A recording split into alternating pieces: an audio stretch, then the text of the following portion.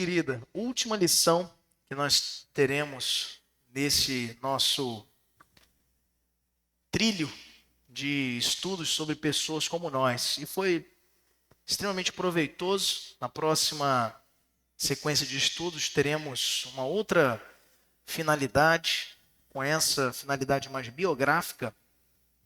Nós fomos ensinados aí a aprender com bons exemplos de homens e mulheres que no passado enfrentaram também lutas para a defesa da fé, para viverem uma vida comprometida com Jesus. E com bons e maus exemplos, nós fomos aqui revisitando história após história para encerrarmos hoje na culminância dessa boa lição sobre a vida de Josias. Eu já tive particularmente oportunidade de, em outras duas oportunidades, pregar aqui na igreja sobre a vida desse grande homem de Deus. E nós podemos observar muitos aspectos positivos na sua trajetória, sobretudo em como ele foi usado pelo Senhor para reformar a realidade ao seu redor, a realidade de Judá, que estava negligenciando a lei, os mandamentos do Senhor. Então hoje nós vamos falar sobre Josias, um menino que reinou. Por que um menino? Porque lá no capítulo 34, eu queria que você mantivesse sua Bíblia aberta, no segundo livro das Crônicas, capítulo 34, verso 1. Ele nos diz, o texto: Tinha Josias 8 anos de idade quando começou a reinar e reinou 31 anos em Jerusalém. 8 anos de idade. Hoje a gente tem uma discussão muito grande sobre a idade adequada para o exercício de determinados cargos públicos ou cargos de governo, liderança. E a gente discute, poxa, essa pessoa já está muito idosa, ou então ela ainda é muito jovem. E o fato é que não existe uma tábua que nos assegure o sucesso de uma gestão a partir da idade. Por exemplo, eu conversava nesta última semana com uma pessoa sobre inclusive foi no Uber que eu tive que deixar o carro na revisão e voltando para o trabalho de Uber, o motorista vinha conversando comigo, ele é da Assembleia de Deus, e comentava de um pastor da igreja dele que tinha abandonado o ministério. E quando esse pastor foi comunicar para a igreja sobre a sua desistência do chamado pastoral, ele comentava com a igreja que ele sentiu uma grande dificuldade de liderar por conta da sua pouca idade. E curiosamente, eu fui instigando e conversando com aquele motorista, e ele foi chegando até me informar a idade desse pastor, é a mesma que eu tenho. E eu achei muito curioso, né? Comentei com ele que eu sou pastor e vínhamos conversando sobre isso. E o interessante é que os caminhos, mesmo diante das mesmas circunstâncias, podem ser totalmente diferentes. Você tem profetas que já com idades avançadas não tiveram o sucesso de servir ao Senhor como o Senhor gostaria que servissem na história, como Geazi, que foi ali educado, ensinado por Eliseu e deixou a ganância, a cobiça tomar conta do seu coração. Nós já vimos um pouquinho aí da história de Geazi. Mas, por outro lado, Jeremias foi chamado com aproximadamente 15 para 16 anos, entre 15 e 17 anos. Um menino, um rapazinho, e ainda assim foi um dos grandes profetas, né? Contado entre os maiores da história do povo de Judá e Israel. Foi ele que nos capitula um dos livros mais impressionantes e de lamento pelo pecado e as consequências da desobediência do povo de Deus em relação ao exílio. Jeremias ele teve o dissabor de acompanhar passo a passo o antes, o durante e o depois do exílio, dos príncipes de Judá sendo massacrados, das mulheres, das virgens de Judá sendo humilhadas, sendo maltratadas e até abusadas. Viu ele o grande templo sendo arruinado e, além disso, sendo objeto de blasfêmias, com sacrifícios pagãos sendo ali realizados. O ouro tesouro da casa do Senhor sendo espoliado. Jeremias viu tudo isso e ele era um jovem, foi chamado pelo Senhor ainda moço. Então a idade, ela não tem muito a nos dizer sobre o sucesso ou o insucesso de uma jornada para quem é chamado para liderar. Na realidade, o que faz toda a diferença nessa caminhada não é a idade, mas precisamente o tamanho do temor do Senhor que há no coração de quem tem sido chamado por Ele para o servir. Eu queria chamar aqui na frente 3 pessoas que vão nos ajudar a introduzir essa nossa lição sobre o jovem rei Josias. Um irmãozinho que particularmente tem me chamado bastante atenção porque tem um interesse muito grande pela política, estuda muito sobre isso e caminha nisso aí, que é o Herbert Moreno. Vai vir aqui para a gente, Herbert, e você vai nos dizer, para os irmãos aqui na nossa classe, 3 coisas. Cadê o microfone aí pro Herbert? Tá aqui, ó. Ó, tá aí, ó. Pega lá com o Oswaldo. 3 coisas, mas nem simples, não é para fazer um discurso, hein? 3 coisas que imediatamente você faria no Brasil se você fosse eleito hoje presidente. 3 coisas. 3 coisas. Primeiramente, eu buscaria, assim, de modo particular, adequar a gestão à minha moral cristã. Porque hoje em dia a política é muito corrupta. Então, eu buscaria tentar não me corromper, né? Como cristão. Assim, Manter sua integridade. Hã? Manter a sua integridade. Exatamente. Segundo. Segundo testemunho. Segunda, eu buscaria desburocratizar a economia. Porque hoje eu vejo que a economia é muito parada, muita burocracia assim, para andar, abrir uma empresa. E isso atrapalha muito a economia, muitos impostos para pouca criação de emprego. Hoje em dia, por exemplo, o salário mínimo não vale nada. Redução da carga tributária. Isso. Terceira coisa. Terceira coisa, deixa eu ver. Focaria na educação. Investimento na educação. Não é aquele investimento que a gente gasta muito, só que a gente gasta mal. Porque o dinheiro é dinheiro público, né? Então todo mundo quer meter a mão. Mas aí seria uma gestão mais inteligente e também focar num protocolo melhor nas aulas, essas coisas. Uma reforma na educação. Isso. Muito bem. Então, só recapitulando aqui para a gente guardar isso aqui bem no coração. Primeira área, você falou da sua integridade. Segundo, você buscaria desburocratizar a economia. Não é? E terceiro, uma reforma na educação. Beleza, querido? Havia um outro jovem aqui também para nos auxiliar nisso aí. Nossa irmã Thaís. Vem para cá, Thaís. A nossa irmã Thaís vai nos falar sobre as 3 áreas que ela investiria de imediato se ela fosse eleita presidente hoje do Brasil. Presidente ou presidenta? Eu tiraria as vantagens dos políticos, muitas vantagens financeiras. Inclusive a sua, né? Sim, inclusive a minha. Investiria na ciência. E também na questão dos direitos dos indígenas. Faria talvez uma reforma Defesa agrária. dos direitos dos povos Sim, originários. sim. Então, recapitulando aqui, reforma na questão dos privilégios, não é? Da classe política, investimento em ciência e tecnologia e também na defesa dos povos originários. Muito bem. Olha, 3 coisas totalmente diferentes do que o nosso primeiro irmão falou. E para terminar, um terceiro jovenzinho, o nosso irmão Marcos Filho. Engraçado, eu falei para ele, ele falou assim, quase que ele olhou para trás assim, cadê o Marcos Neto? Vai vir aí em breve.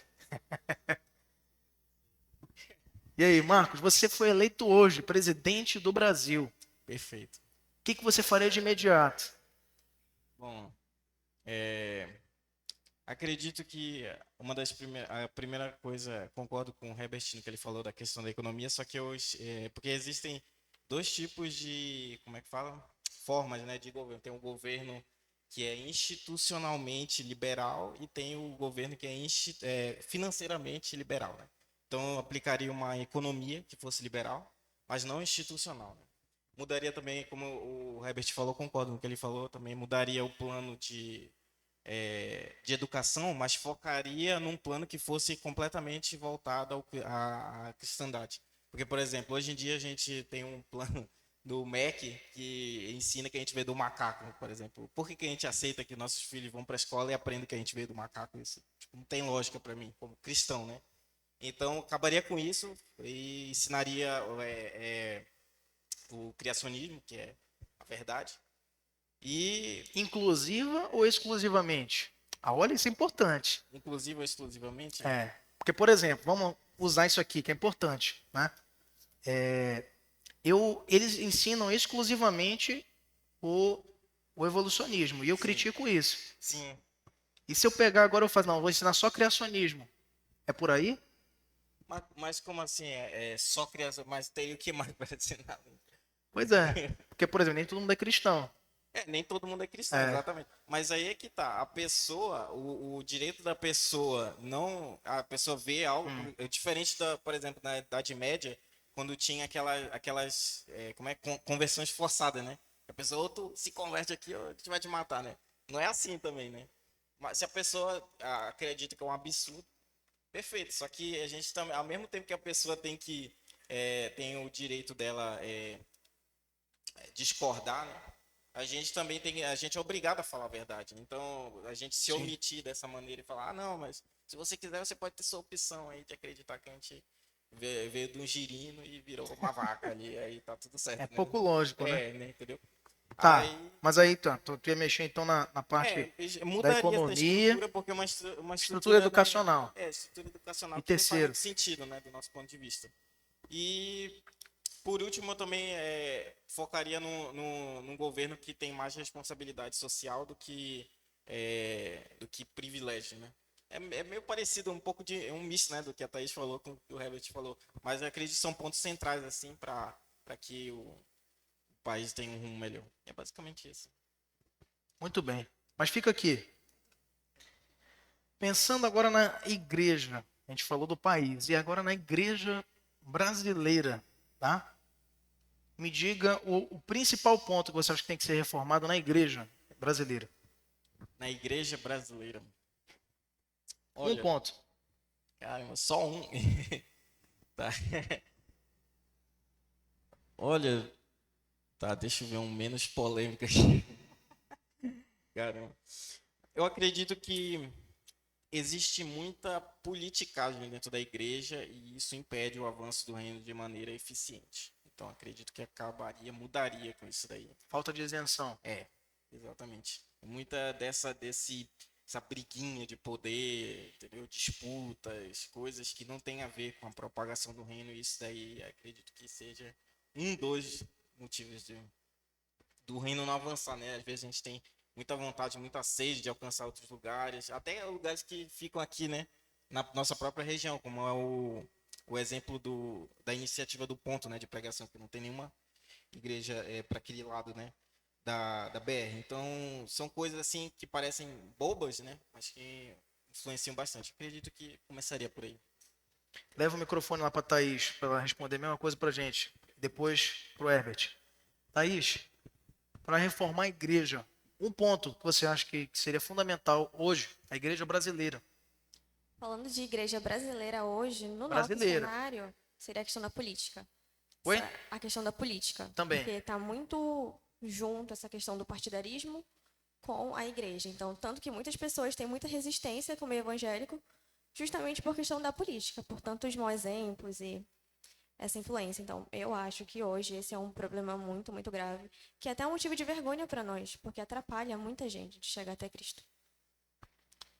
Vai chegar aí pro Herbert aí. Leva lá, por favor, Marcos. Tá pensando aí, Herbert. O que você reformaria na igreja hoje?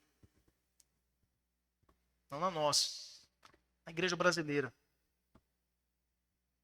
Bom, eu reformaria, porque a questão da política é basicamente uma questão de poder. E isso vem revoluindo assim, desevoluindo, vem da questão principalmente acho que das teologias humanas que estão sendo introduzidas, porque as igrejas hoje em dia, principalmente as de garagem, essas pequenas, que são filiadas a outras maiores, elas não buscam a palavra. Elas buscam focar em fidelizar o humano como se fosse um cliente. E a política em si é só uma consequência disso, porque para fidelizar, você precisa fidelizar alguém que é filiado a tal movimento, que é fiel a tal outro movimento. Aí você precisa se unir para conseguir manter esse rebanho praticamente ao seu poder e aumentando o rebanho da sua igreja. Só que sem focar na palavra. Para mim, esse é o principal mal da nossa igreja, principalmente da igreja brasileira. Essa falta de palavra, a busca principalmente pelo poder e pelo dinheiro dentro da igreja. E isso, como falaram meus irmãos aí da política, da briga politicagem, é muito dessa consequência. Para mim, eu enxergo como uma consequência dessa busca. Muito bem. Nós dedicamos esse tempinho aí, inicialmente, para a gente falar sobre esse tema que vai marcar a trajetória de Josias, tá? Toda vez que a gente fala em reforma, meus irmãos, a gente tem uma compreensão, como naturalmente eu mostrei para vocês aqui de propósito, a gente tem uma compreensão que a reforma parte de um diagnóstico da nossa realidade. E, de fato, ela parte de um diagnóstico, de observar. E aí a gente abordou as duas frentes, tanto no tocante ao governo civil, como também à igreja do Senhor, e ambos lidando com problemas porque são compostos de pessoas, portanto, falhas ilimitadas. Mas observe como que a gente corre um risco muito grande, dada a divergência de algumas opiniões colocadas sobre pontos fundamentais para se reformar tanto o nosso país como a igreja brasileira, quando a gente não parte de um diagnóstico da fonte correta.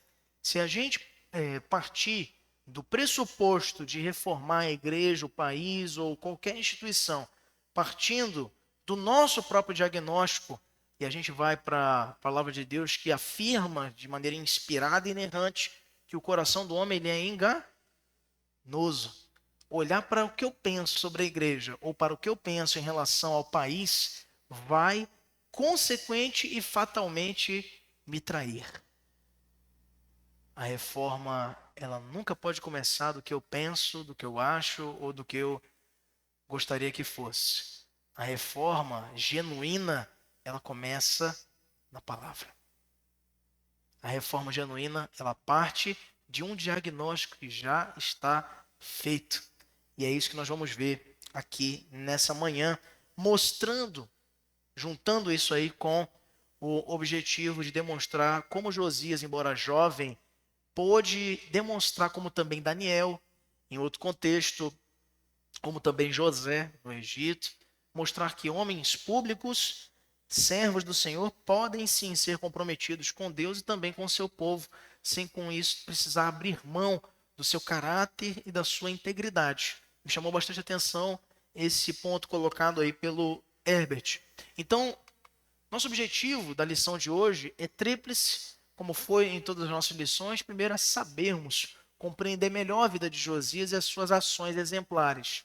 Também, com esse exame da vida de Josias, nós vamos ser desafiados a sentir amor a Deus sobre todas as coisas, desejando ardentemente fazer e agir e pensar e falar como quem agrada o Senhor, tendo em vista que a palavra já diagnosticou quem nós somos, e isso gera em nós o quebrantamento necessário para reformarmos a realidade ao nosso redor. E com isso, nós vamos sair daqui nessa manhã desafiados a praticar aquilo que vamos aprender, agindo de que forma? Para andarmos com Deus e buscarmos, nos esforçarmos para fazer a sua vontade, buscando sempre cultuá-lo da forma como ele mesmo estabeleceu. Talvez no nosso tempo presente esse seja um dos grandes desafios. Pastor, eu quero cultuar a Deus, mas assim, eu tenho uma opinião, eu tenho uma predileção, eu tenho uma preferência, eu tenho um gosto. Meu irmão, tenha o que você quiser. Deus não quer saber disso. Ele disse como ele quer ser adorado. Ele disse como ele quer ser adorado. Entretanto, no século presente, onde o relativismo ele impera nas instituições, nas relações humanas, é muito difícil as pessoas ouvirem isso e não se afrontarem, não se sentirem violentadas na sua consciência. As pessoas não querem ouvir isso que eu estou dizendo a vocês. E poucos pastores têm tido coragem para, como eu estou dizendo para vocês, afirmarem sem temor de alguém não gostar disso, dizer assim, bom, então, já que aqui eu não posso adorar a Deus como eu quero, então não é um lugar para mim. Mas é o que tem que ser dito, porque é o que a palavra de Deus diz. Os filhos de Arão foram lá oferecer um incenso do jeito que eles queriam, e o que aconteceu com eles? Foram fulminados. Ponto final. Saul foi lá e não obedeceu o rito. Quem oferecia a oferta era o sacerdote. No caso, Samuel. Não, mas eu quero oferecer porque, enfim, nós vimos na semana passada, Uzias seguiu tudo que era reto diante do Senhor. Aí no finalzinho da carreira dele, falou assim, bom, eu sou tão bom que eu não preciso nem mais dos sacerdotes. Eu vou oferecer eu mesmo as ofertas no templo, porque eu sou o Luís XV da França, né? O Estado sou eu. Eu faço o que eu quiser. Mas não é bem por aí. E o que aconteceu? Foi ele acometido de lepra. Vimos isso na semana passada. Da mesma forma com Saul, teve o declínio final aí do seu reinado por conta de desobediência. A reforma, queridos, ela não parte de diagnósticos que nutrem ou que florescem na nossa própria compreensão de mundo. A reforma, ela começa de maneira genuína. E eu não estou falando aqui só de igreja.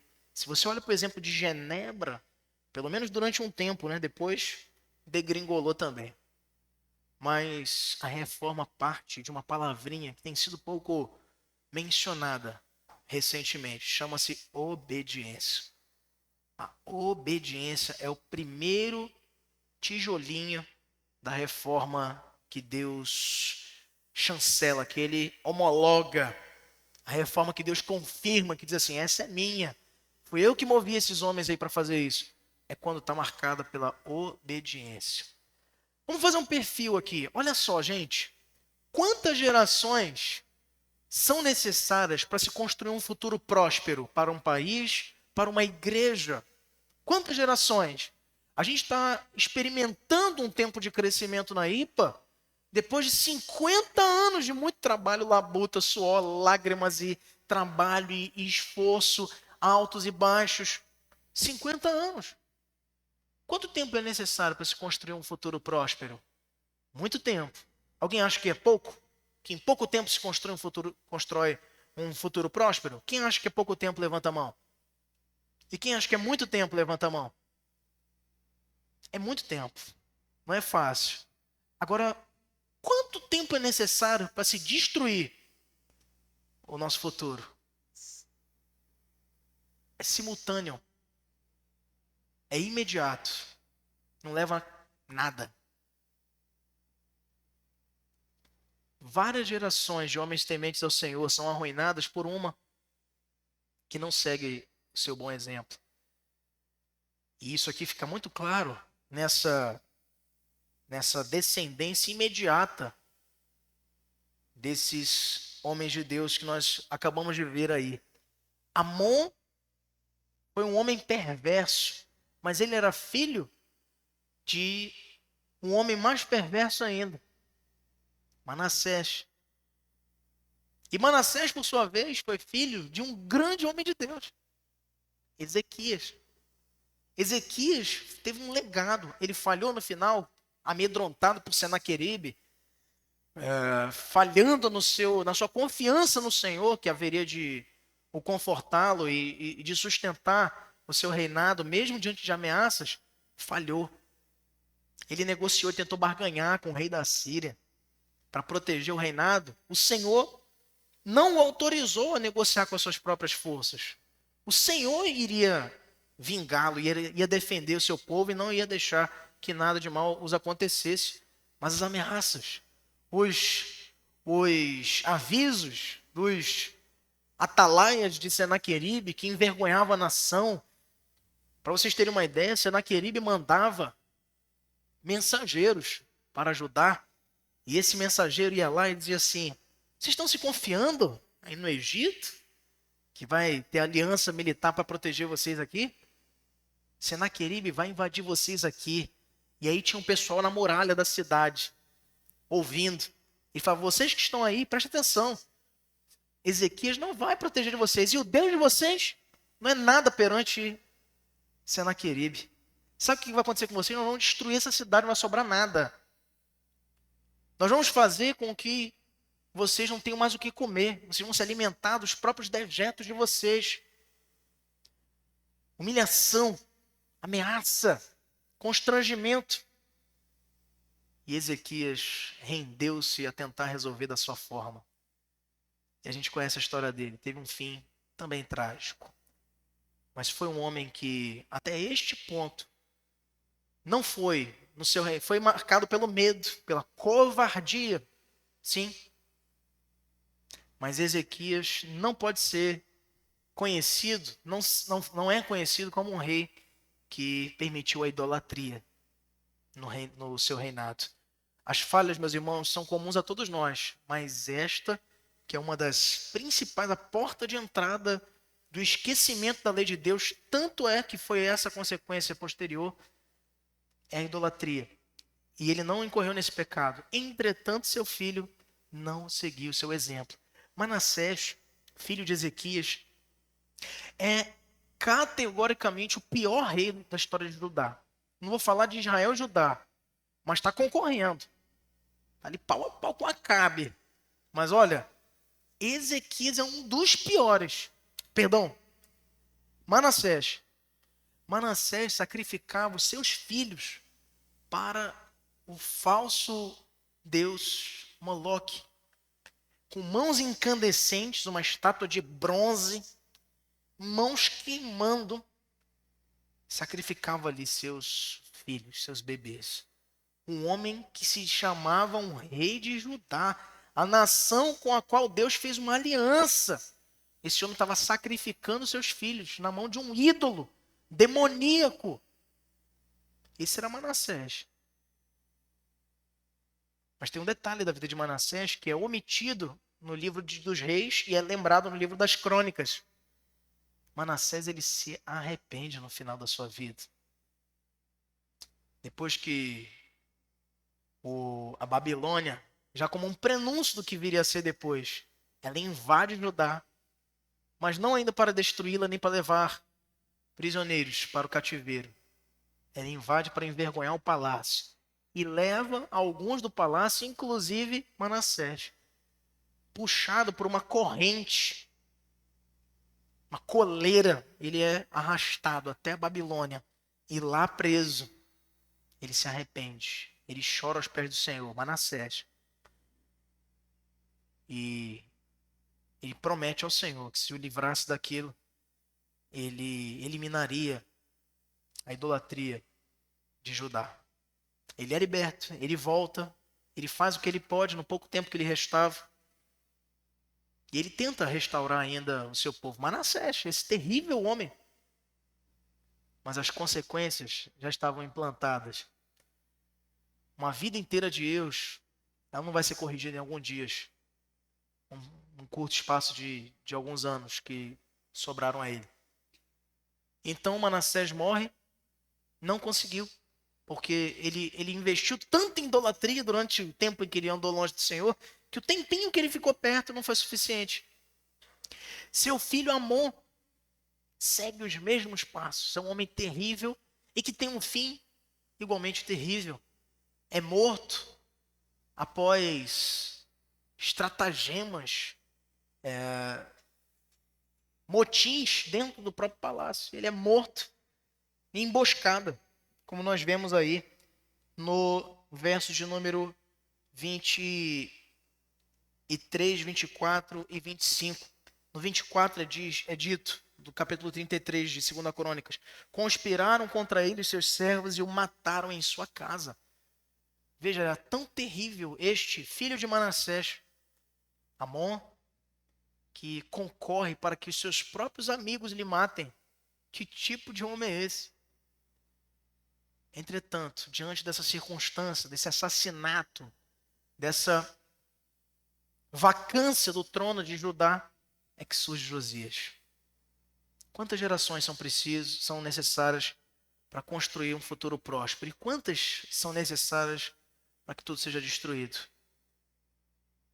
E aqui surge Josias, um garoto, 8 anos de idade. 8 anos de idade.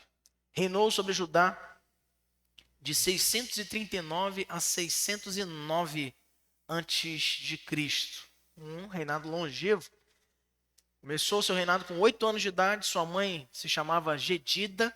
Era ele admirado por Jeremias. E veja, Josias já está aqui no terço final do período que antecedeu o exílio, a invasão da Babilônia e a destruição de Jerusalém.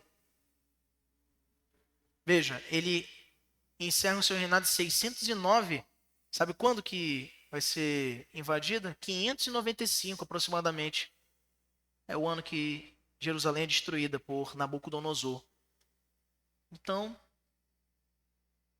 pouco mais de um século aí estava separando ele da grande invasão, não é? Ou, aliás, não, 609, porque tu tem que fazer a contagem regressiva, né? 14 anos, obrigado, não é?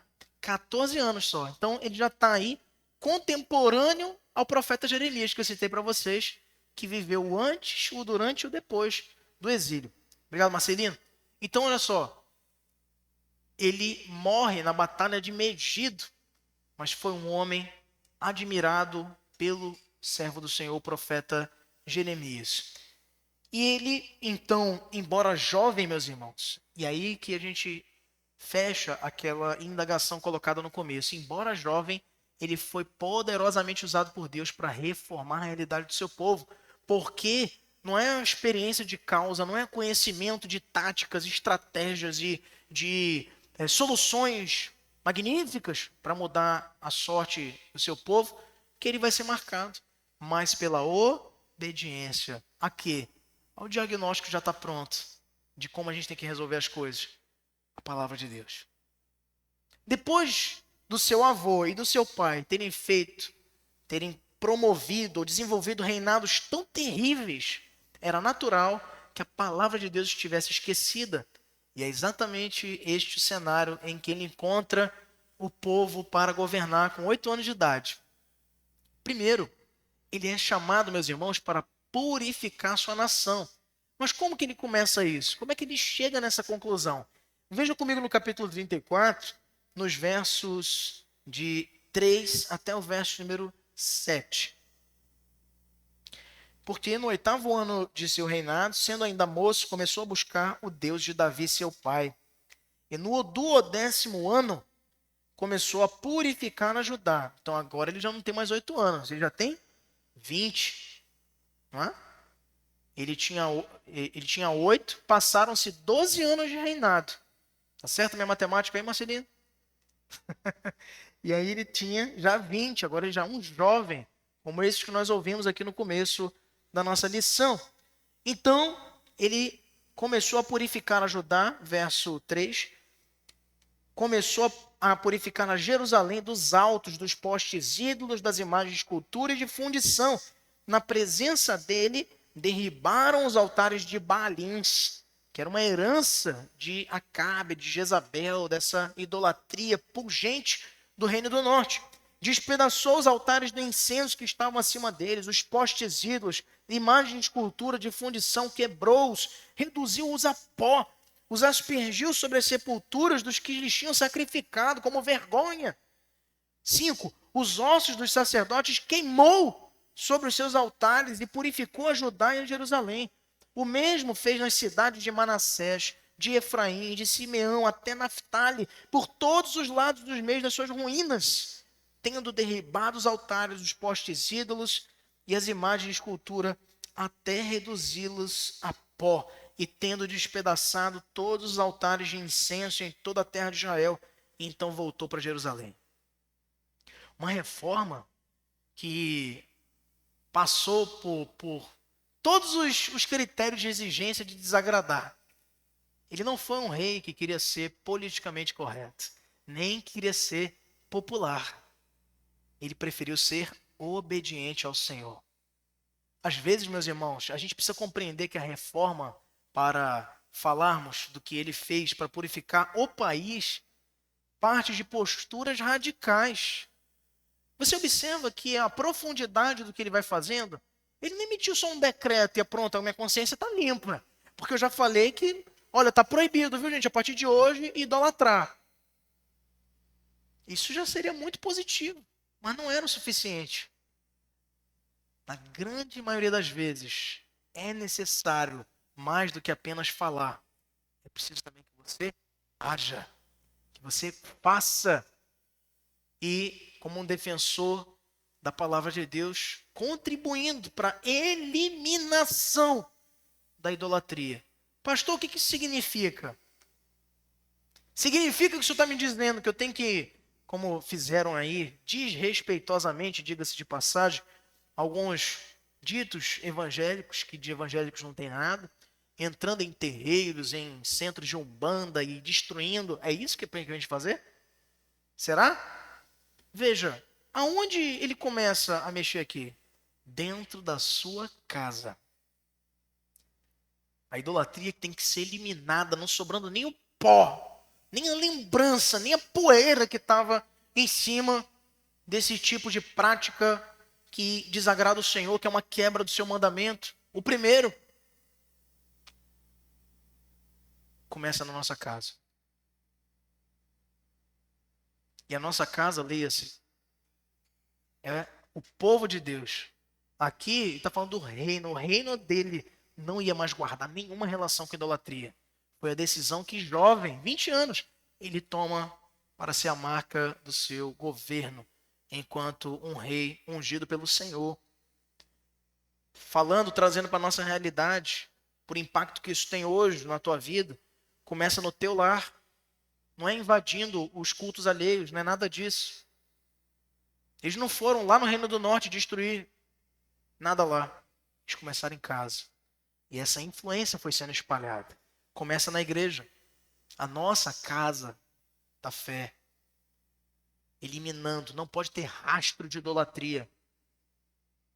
Ele foi tão radical que até os ossos dos profetas, dos sacerdotes, melhor dizendo, de Baal, ele queima, reduz a pó, para que ninguém fosse idolatrar aquilo ali também. Que era comum do idólatra. Guardar-se com a coisa do que a filosofia explica, que é o totem, a pedra de toque, o contato. Eu tenho que ver, senão não é Deus. Mas isso não se aplica ao judaísmo e nem ao cristianismo. São religiões que não partem da premissa da visão para a certificação da fé. Quem é esse menino? O menino que derrubou os altares dos Baalins. Estava ele com 16 anos quando começa efetivamente a reinar. E antes era um símbolo, dito aqui que no 12º ano, quando ele já tem 20, então começa a purificar a Judá e a Jerusalém. Derruba os altares dos Baalins, despedaçou os altares de incenso, quebrou os postes ídolos e as imagens de escultura e de fundição. Os próprios ossos dos sacerdotes queimou ele sobre os seus altares, envergonhando, dizendo aqui, isso aqui não é nada. Está vendo? O grande sacerdote, agora ele não é nada. Ele sumiu da existência. O jovem rei, cercado, certamente por homens de profunda experiência religiosa e política, fez varrer do seu país os cultos idólatras e pagãos representados especialmente nos postes ídolos e altares de Baalins, de Baal, cultos demoníacos, idólatras. A pergunta que eu faço a você nessa manhã, olhando por exemplo de Josias, seu coração já está purificado também de toda a idolatria e pecado que desagrada a Deus? Ou você tem emitido decretos? A partir de hoje eu não sou mais idólatra. Nesse país que chama meu coração, não tem mais idolatria. Mas eu não estou fazendo nada para remover, para reduzir a pó aquilo que estava roubando a centralidade de Cristo no meu coração. Como é que tem sido a tua reação em relação à idolatria? De diversas matrizes que podem estar sendo verificadas na tua vida. É um emprego, é uma carreira, são projetos pessoais que eu não abro mão, são renúncias que eu decidi não fazer, porque vão me desagradar, ou porque vão representar algum tipo de quebra de vantagens para o que eu pretendo para a minha vida. O que tem sido mantido ali? Quais são esses altares que eu não estou destruindo no nosso coração? Segundo, ele é chamado para uma restauração do templo. Isso nós vemos aí dos versos de 8 até o verso 13. Acompanhe comigo aí na sua Bíblia, capítulo 34 do segundo livro das Crônicas. No 18º ano do seu reinado, havendo já purificado a terra e a casa, enviou a Safã, filho de Azalias, e a Maazéias, governador da cidade, e a Joar, filho de Joacás, cronista, para repararem a casa do Senhor seu Deus. Foram a Ilquias, sumo sacerdote, e entregaram o dinheiro que se tinha trazido à casa de Deus, e que os levitas, guardas da porta, tinham ajuntado, dinheiro provindo das mãos de Manassés, de Efraim e de todo o resto de Israel.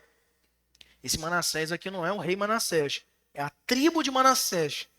Que vocês sabem, tem as 12 tribos, ainda tem mais duas, que são os 2 filhos de José, lá no Egito, que ele teve com uma egípcia, Manassés e Efraim.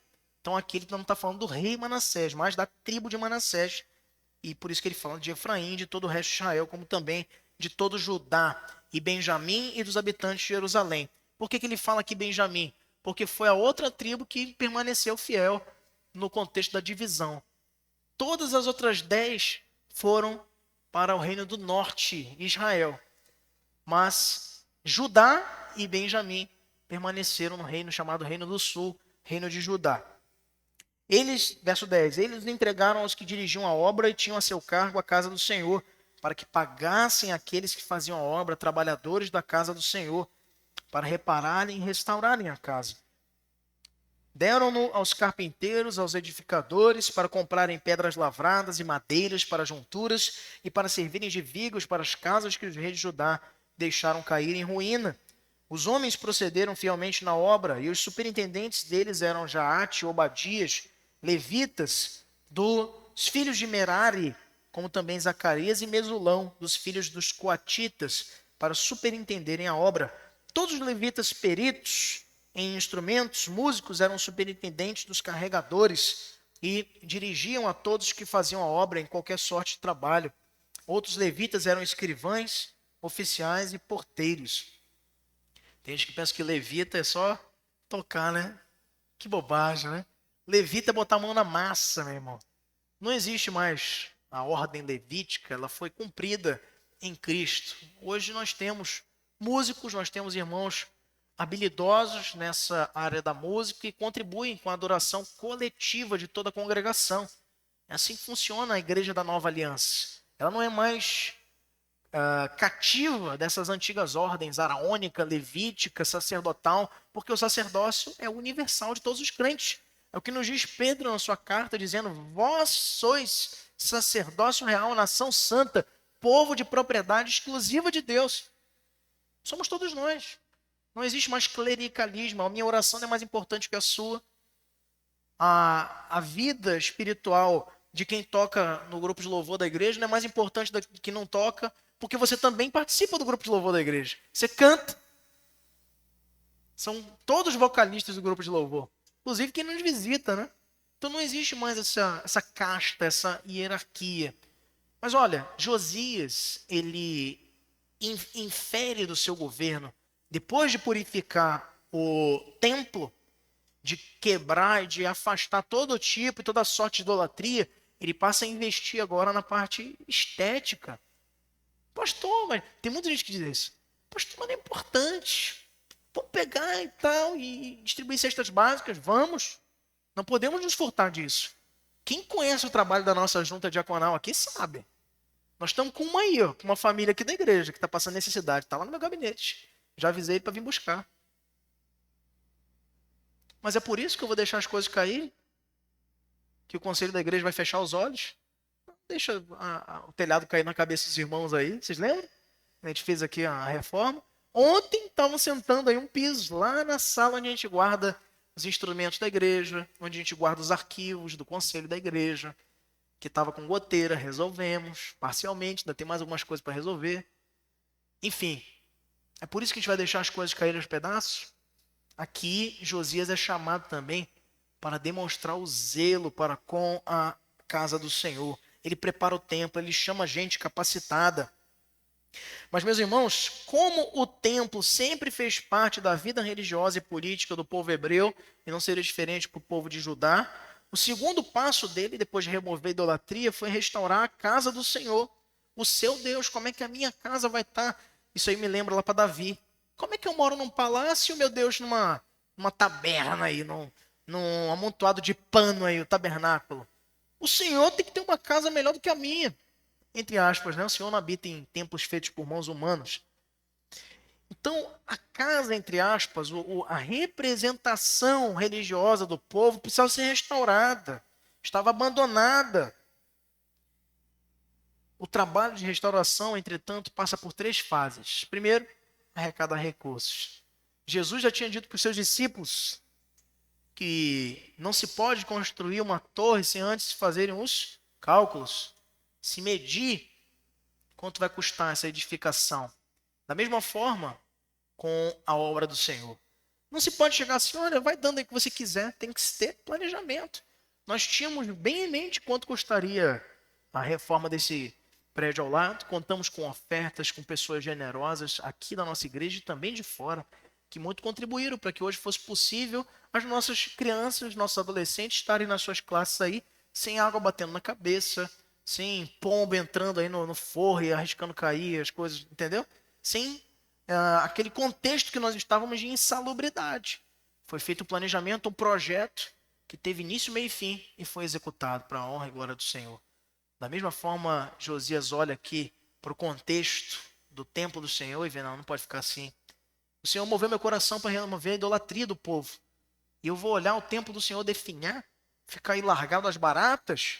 Negativo. Então ele arrecada recursos. Verso 9 ele diz que foi até o Ilquias, o sumo sacerdote, e entrega o dinheiro que tinham trazido à casa de Deus e que os levitas tinham ajuntado. Arrecadação. Veja, eles não pegaram e administraram o que eles queriam.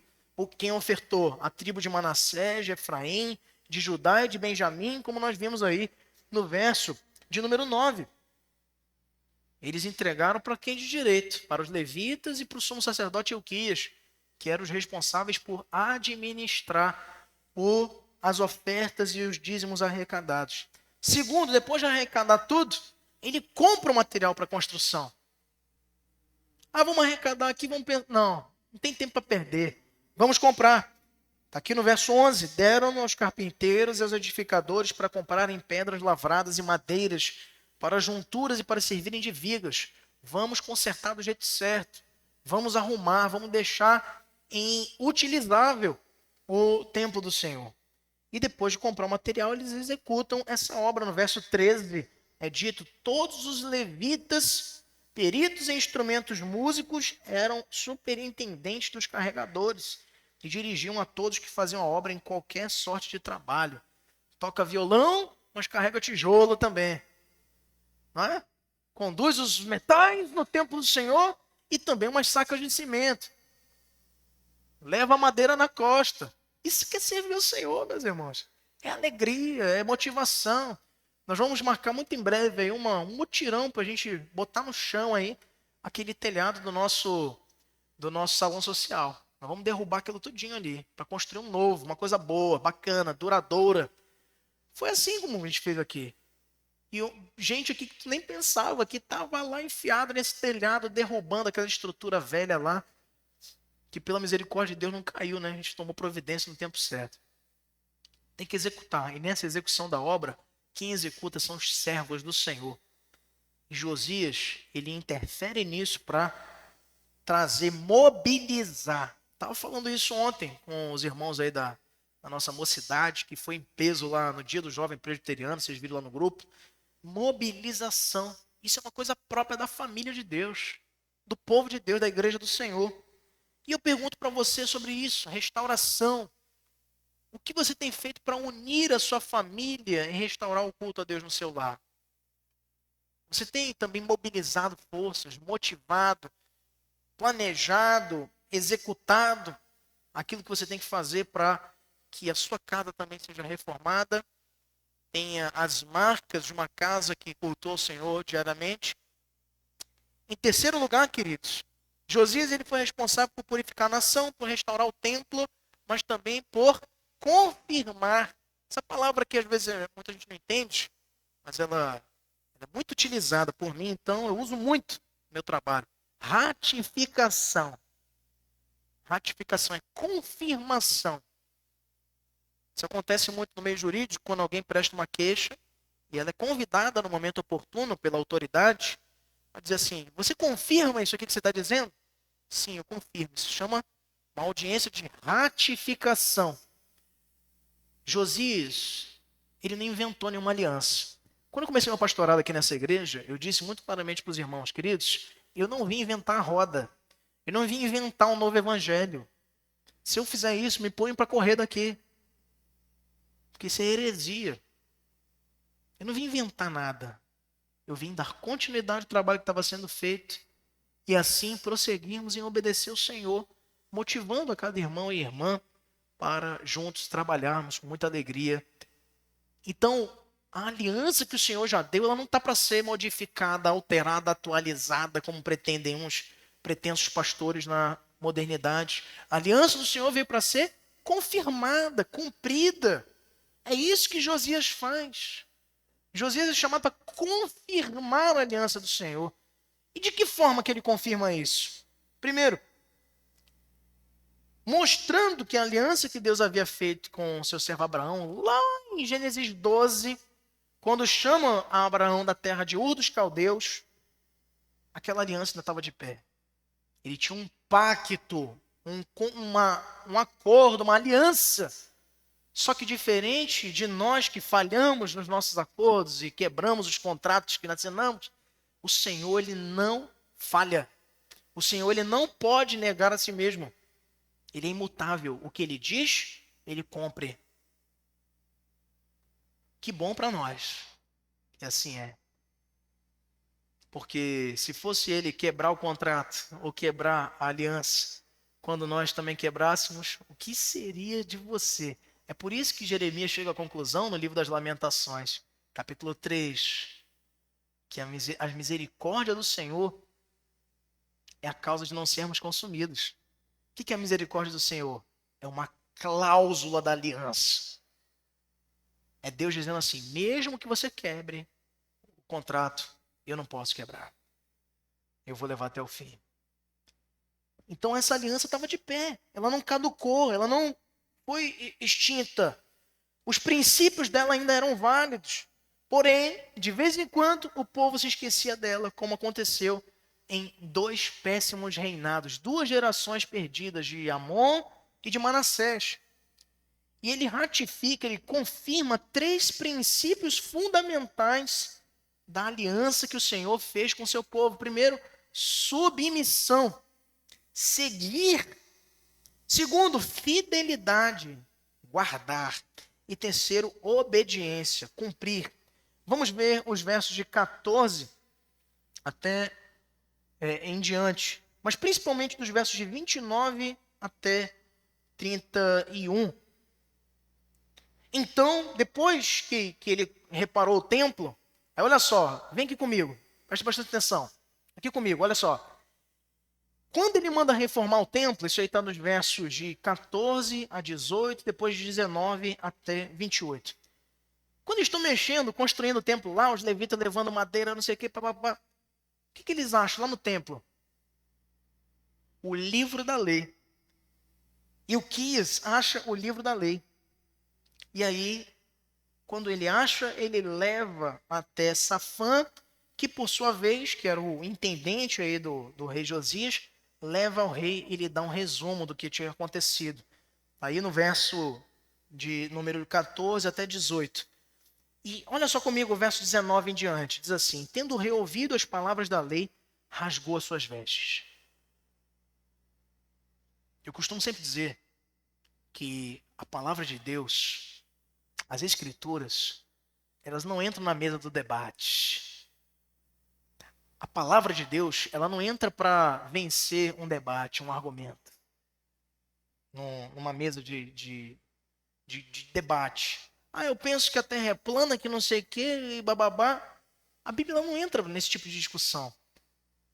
Ela não está para apresentar teorias, ela está para apresentar a verdade. A Bíblia, ela não empreende contendas, ela vence batalhas. A Bíblia é a espada do Espírito. Ela é a espada cortante, mais afiada do que uma espada de 2 gumes, como nos diz o autor do livro dos Hebreus, da carta aos Hebreus. Ela é apta para discernir juntas e medulas, espírito, corpo e alma.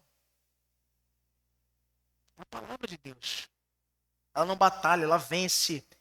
E quando ela é lida, o seu povo, os genuínos servos do Senhor, não passam desapercebidos. Algo muda na sua vida, como aqui no exemplo de Josias. Tendo o rei ouvido as palavras da lei, rasgou suas vestes. Meus irmãos, eu me tremo todo. Eu me tremo quando eu ouço uma coisa dessa. Porque a palavra de Deus, ela é uma do início ao fim. O que Paulo nos diz lá em Romanos? A fé vem pelo ouvir.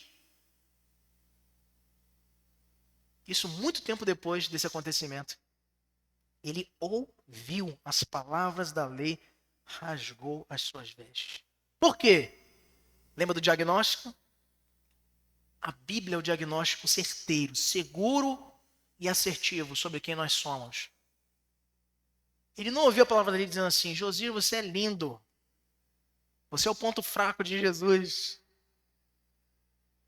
Of the king, the power. Não teve nada disso. Ele ouviu uma aliança, provavelmente, quem sabe, em Deuteronômio. Lá no finalzinho do livro, quando, através de Moisés, Deus faz um desafio ao povo. Estas palavras que eu lhes tenho ensinado, vocês as inculcarão nos vossos filhos, para que se lembrem delas ao se deitarem, ao se levantarem, ao andarem pelo caminho. E um pacto eu faço com vocês em cima disso.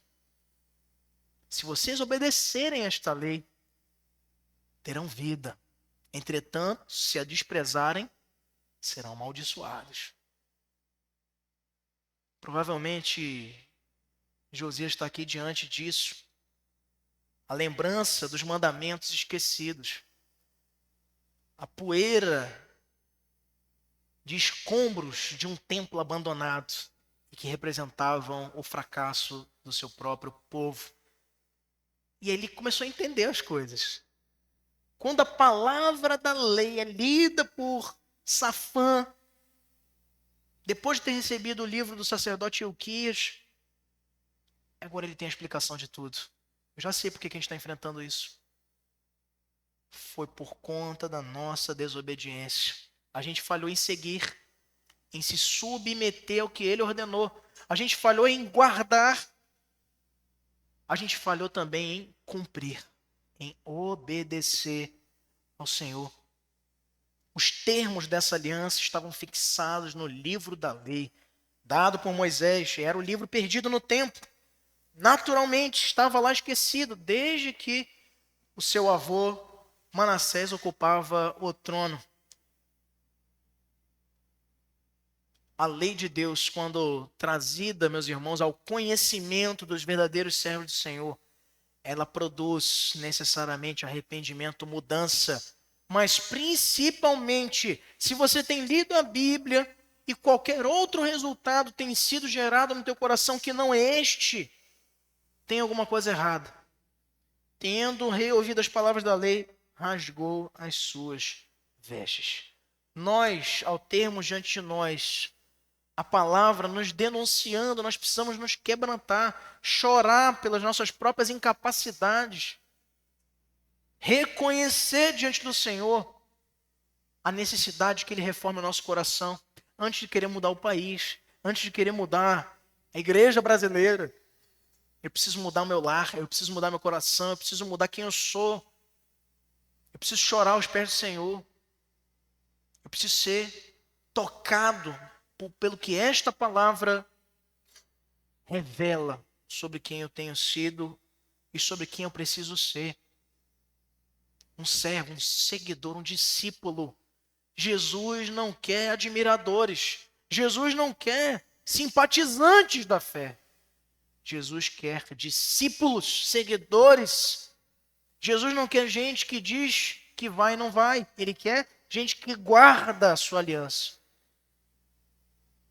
Jesus não quer gente que apenas com os lábios professa a sua fé, mas também se esforça em obedecê-lo, em cumprir seus mandamentos.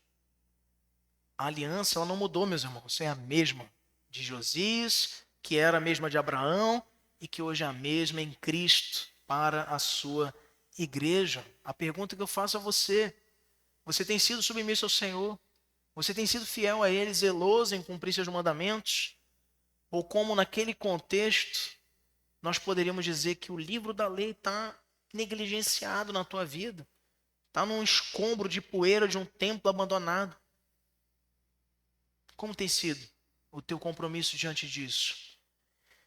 Em último lugar, meus irmãos, depois de confirmar a aliança, naturalmente Josias foi movido a reestabelecer o culto.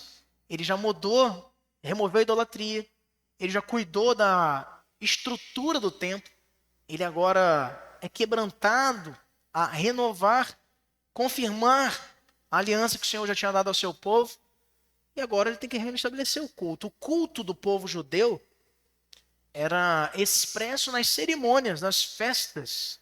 Dentre elas, a mais importante, a primeira estabelecida no Levítico, capítulo 23, no resumo das festas cerimoniais.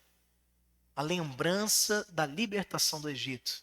A Páscoa, que nada mais é do que a memória do povo sobre um dos maiores eventos e sobrenaturais da mão de Deus, que com seus sinais e mão forte os tirou de um cativeiro de 400 anos no Egito para os levar até a terra que prometeu ao seu servo Abraão, a terra que mana leite e mel, a terra prometida. Promessas que se cumpriram e agora são celebradas anualmente nesta celebração chamada Páscoa.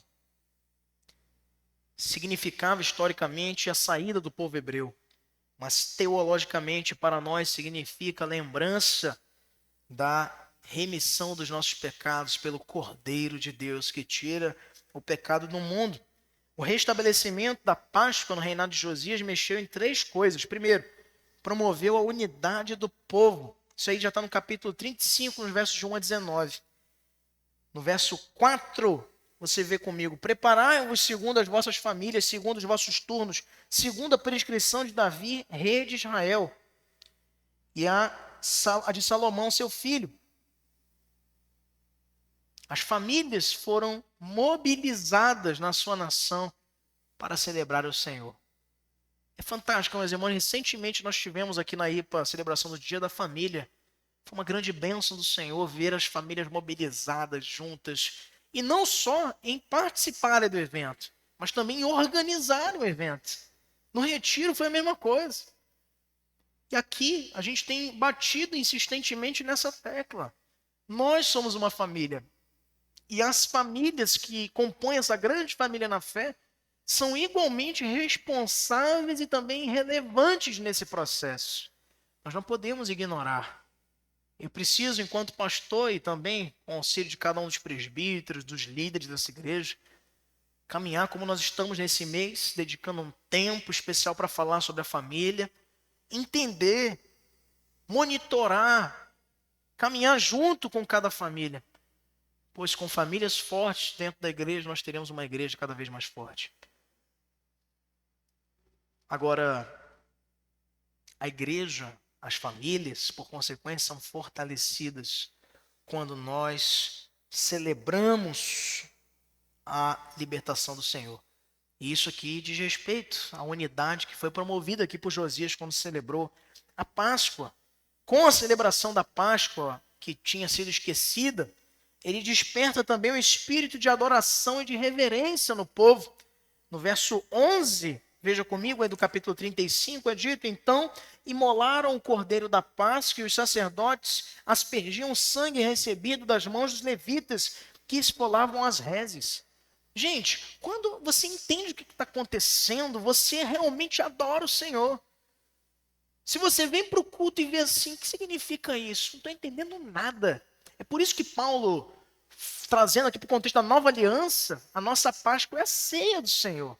Ele diz assim, é juízo, é maldição esse meio de graça para quem come do corpo e bebe do cálice sem discernir. Ou seja, sem entender o que está acontecendo. Ontem lá na congregação do Jurunas, estava falando com um dos irmãos que é líder lá, integrante da mesa administrativa daquela congregação, comentando com ele sobre o processo. Aquela congregação está perto de se organizar em igreja, para a honra e glória do Senhor. E eu conversava com ele sobre isso. Muitas vezes a gente pensa que evangelizar é falar assim, vem para o culto, vamos no culto, vamos conhecer o culto. Isso não é evangelizar. Isso é limpar minha consciência de culpa porque eu não estou fazendo nada.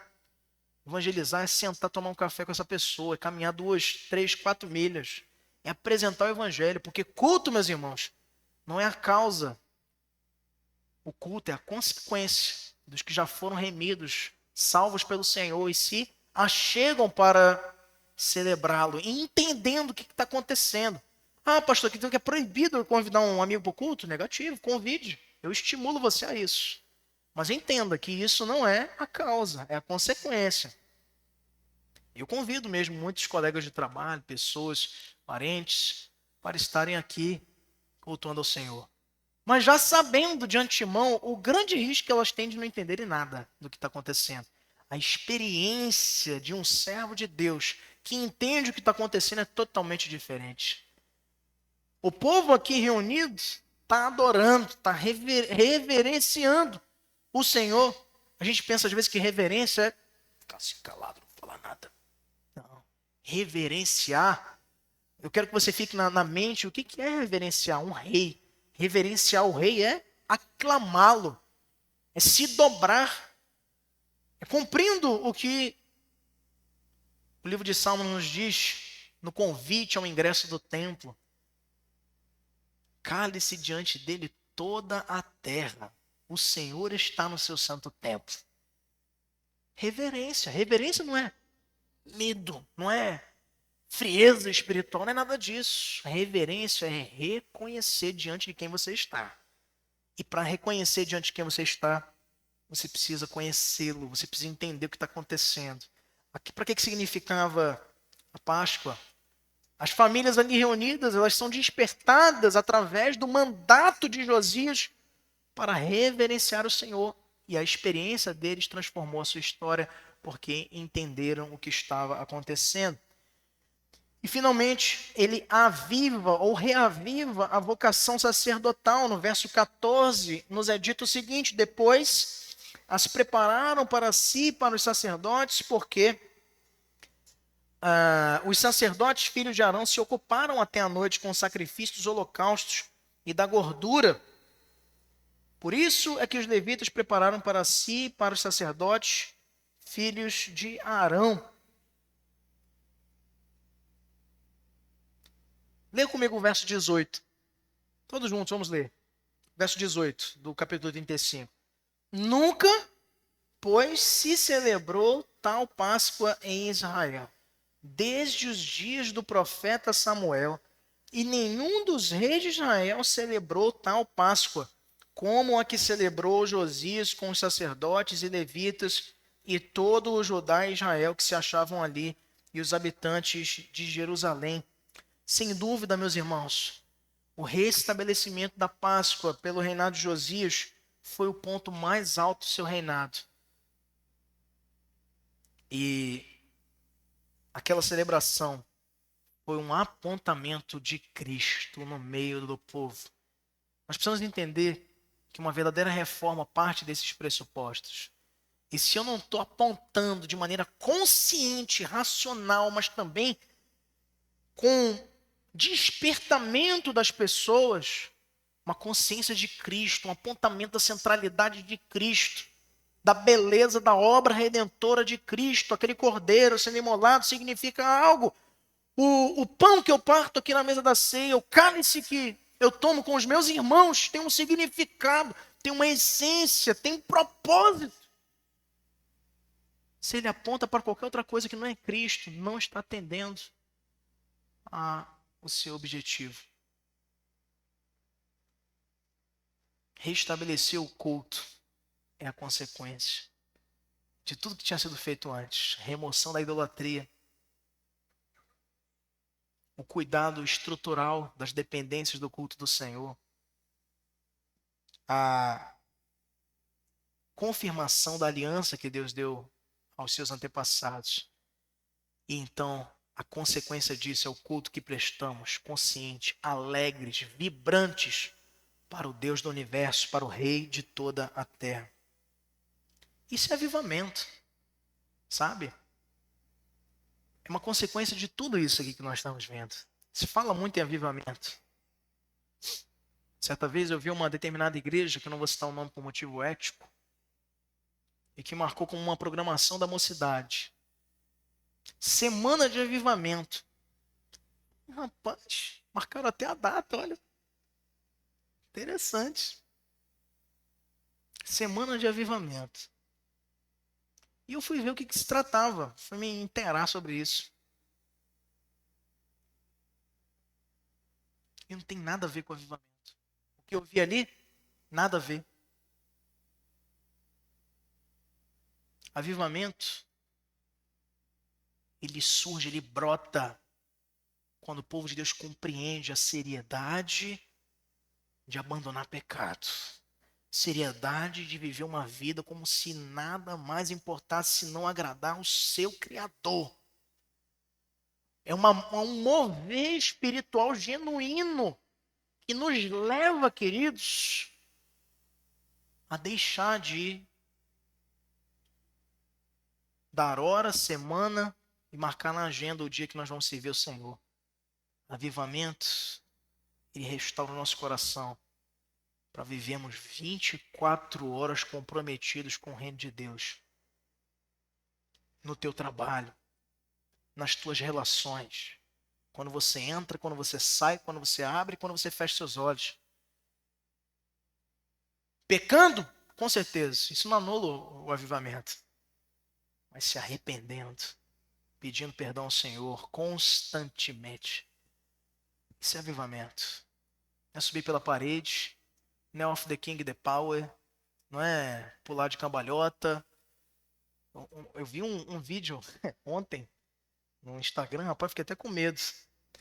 Falei assim, eu vou ver bem que eu estou convidando para pregar aqui na igreja, se for o caso eu vou parafusar o púlpito aqui no chão. Porque o camarada, ele se empolgou, um pregador pentecostal, ele pegava o púlpito assim, ele jogava para cima, sacudejava assim o púlpito e tal, e balançava, e gritando, e não sei o quê. Eu falei assim, meu Deus, manda cimentar, que seu Manuel, prepara que vamos cimentar esse púlpito aqui para não acontecer isso aí. Não é isso. Isso aí é qualquer coisa, eu não vou nem dar nome para a gente não entrar em polêmica. Não é avivamento. Avivamento é um mover genuíno de arrependimento, de abandono de pecados. É um choro da alma que deseja crescer, que deseja servir mais do que tem servido ao Senhor. Isso é um avivamento. O reinado de Josias, meus irmãos, ele é único e nos move a responder essa pergunta. O que você pode fazer para ajudar a avivar o espírito de adoração na sua casa? O que você pode fazer? Que tipo de ídolos você tem que colocar hoje, quando sair daqui? Eu vou eliminar isso aqui. Eu vou queimar o pó dos ossos dos sacerdotes de Baal. O resultado disso é um avivamento. E o que você vai esperar? O que você pode fazer? João Calvino nos disse que a verdadeira reforma começa quando o povo é trazido de volta a... Eu não estou conseguindo ler essa parte aí. Aí eu preciso que vocês me ajudem. A verdadeira reforma começa quando o povo é trazido de volta a... obediência. Reforma é obediência. Reforma não mudou a igreja, retornou o que ela era e o que devia ter sido desde o princípio. A reforma não inventou nada de novo, ela resgatou o que tinha sido esquecido. Kevin DeYoung, já Usei um teólogo do passado, um do presente. Equilibrar. Ele nos diz em uma de suas obras que a fidelidade bíblica exige mais que convicção teológica. Exige coragem para demolir os altares que nos afastam de Deus. Pastor, mas eu sou um grande crente no Senhor, porque eu sou calvinista e não abro. Tenho convicção dos 5 pontos, como se calvinismo se resumisse à soteriologia. Doutrina da salvação é muito mais do que isso. Envolve vida, envolve compromisso, envolve desafio, envolve missão.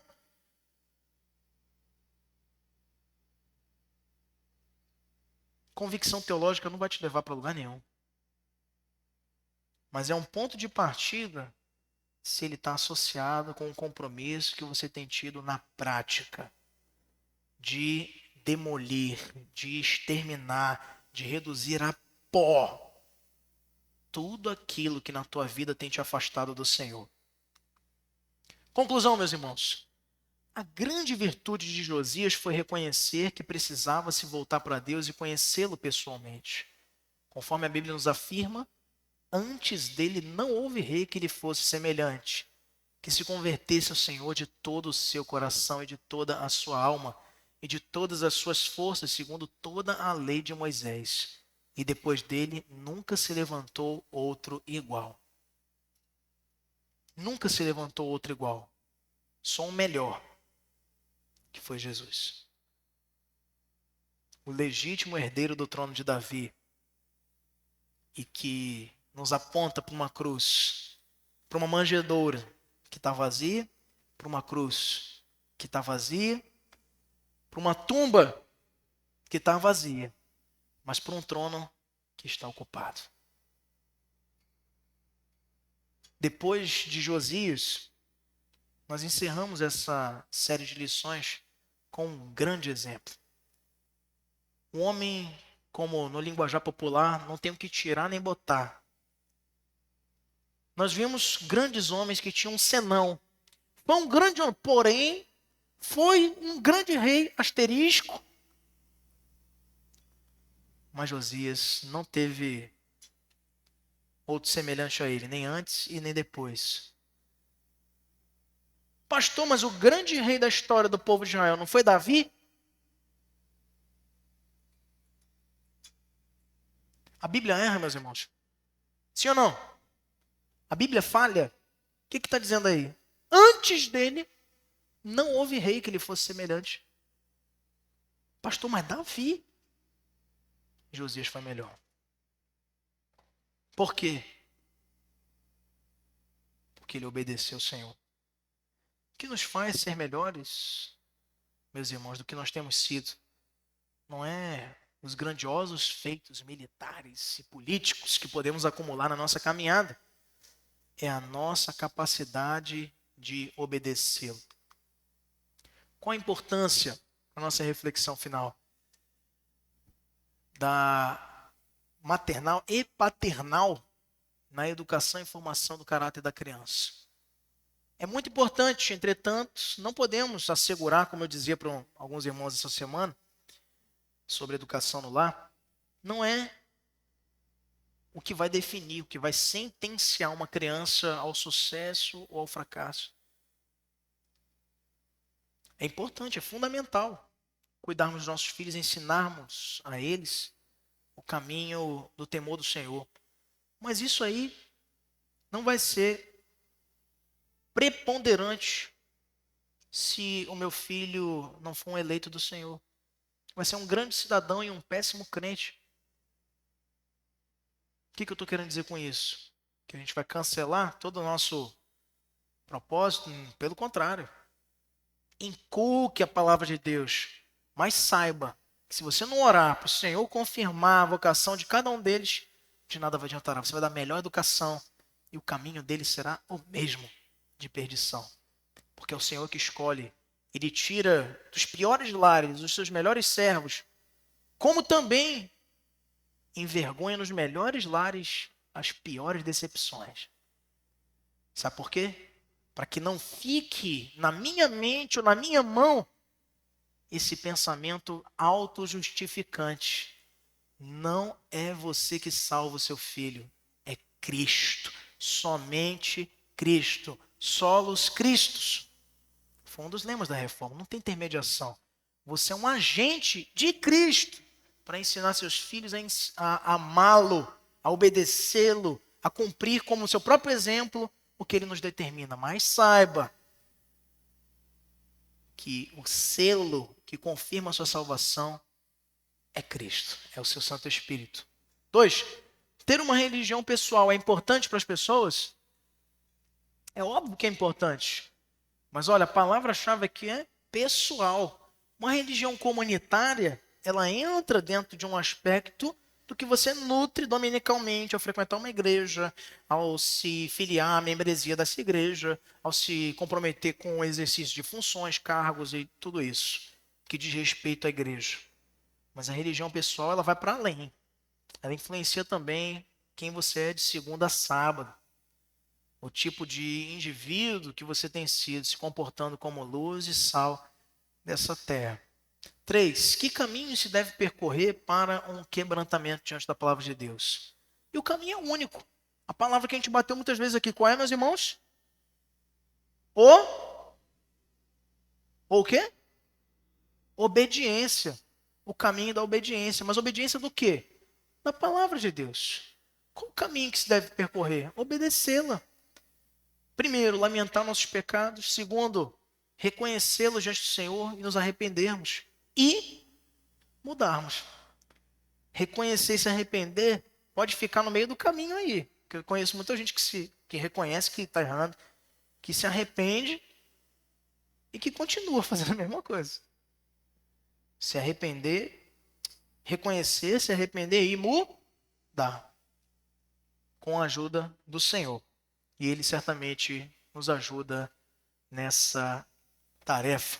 Vamos ficar de pé, meus irmãos? Vamos cantar um cântico. Falando de reforma, nós não poderíamos encerrar com outro cântico que não fosse esse, o hino da